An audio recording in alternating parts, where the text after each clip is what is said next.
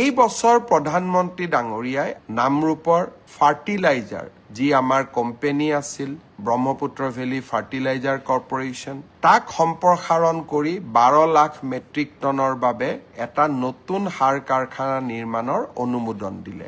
Guwahati ring road কৰোৱা নাৰেংগীৰ দলং অসমত এখন ইণ্ডিয়ান ইনষ্টিটিউট অৱ মেনেজমেণ্টৰ অনুমোদন দিলে।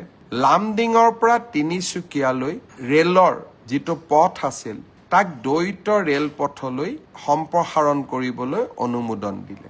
কাজিৰঙাৰ এলিভেটেড কৰিডৰ এই বছৰত প্ৰধানমন্ত্ৰী ডাঙৰীয়াৰ পৰা আমাৰ পঞ্চমটো উপহাৰ। বৰাক উপত্যকালৈকে যোৱা এক্সপ্ৰেছ কৰিডৰ অৰ্থাৎ 6টা উপহাৰ। এইবাৰ মই 7মটো উপহাৰলৈও বাট চাইছো। কোনোবা এটা দিনত ভাল খবৰ আহিব। সেয়া হ'ল গোলাঘাট আৰু গহপুৰৰ মাজত টানেল বা সুৰংগ নিৰ্মাণৰ অনুমোদন।